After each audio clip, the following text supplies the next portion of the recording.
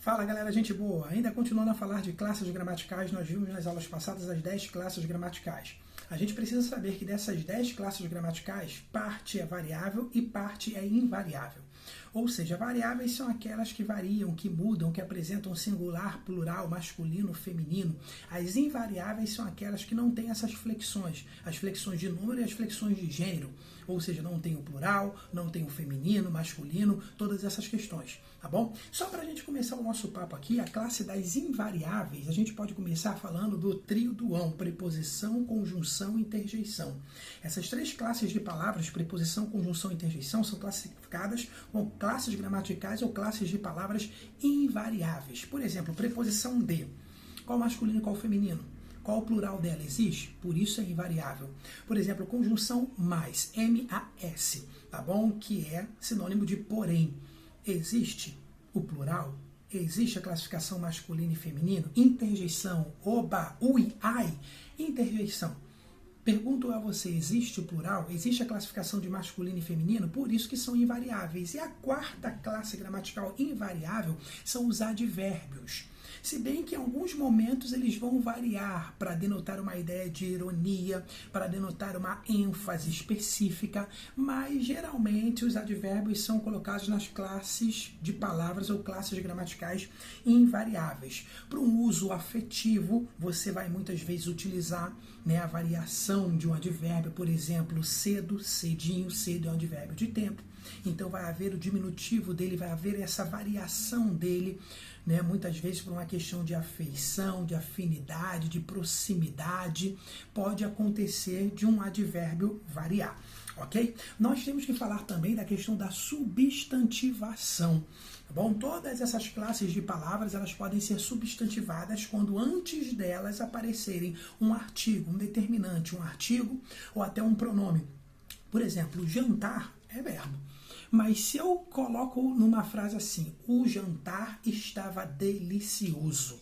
Jantar, por estar antecedido pelo artigo o, passa a se tornar substantivo, ok? Uma vez eu fui numa feira de vendas, e estava escrito lá assim, o vender é essencial. Vender é verbo, mas como nessa frase vem antecedido por um artigo o, se transforma em um substantivo. É isso que a gente chama de substantivação.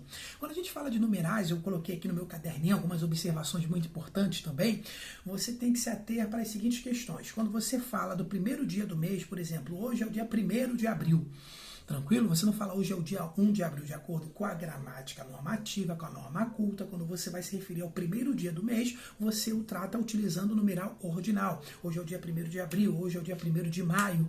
Agora, quando você for trabalhar outros dias do mês, você trabalha com numerais cardinais.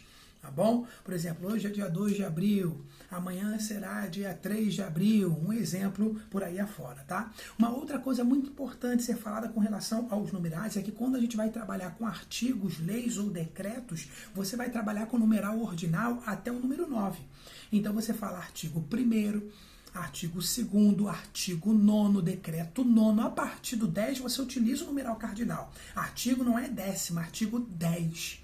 Decreto 10. Isso serve para artigos, leis e decretos. Agora, quando você estiver trabalhando com papas, reis e séculos, você já vai trabalhar essa questão com o numeral ordinal até o número 10, tá bom? Então, rei Luís Felipe X, rei Luís Felipe IX, Papa João Paulo II, a partir do 11 vai ser cardinal. Perfeito? Então, muito cuidado com isso. Século IX, século X, a partir do 11, século XI. É o numeral cardinal que você utiliza e não o ordinal, 11º. Bom, então são algumas observaçõezinhas muito importantes. Quando você estiver também falando sobre numerais, a gente pode classificar o numeral em numeral substantivo e numeral adjetivo, assim como pronome substantivo e pronome adjetivo. O que é o numeral substantivo? É aquele que substitui o lugar de um substantivo. Ele substitui um substantivo, melhor dizendo, melhor explicando, correto? Então, os dois estavam por lá, ele não acompanha nenhum substantivo. Agora, o numeral adjetivo é aquele que vem ao lado, acompanhando, junto, fazendo referência a um substantivo. Uma coisa é quando você fala assim, a Joana é 10. Olha que exemplo interessante. 10 aí está sozinho, não está acompanhando nenhum substantivo. Então esse 10 é numeral substantivo. Tá no sentido de que a Joana é legal, é maneira, é simpática, é maravilhosa. Agora, quando você fala os 2 meninos saíram da fila, 2 já vai ser um numeral adjetivo, porque está acompanhando, está ao lado de um substantivo meninos. Por isso você classifica como numeral adjetivo. O numeral, muitas vezes, ele pode passar uma ideia de exagero. Já falei 1000 vezes com você.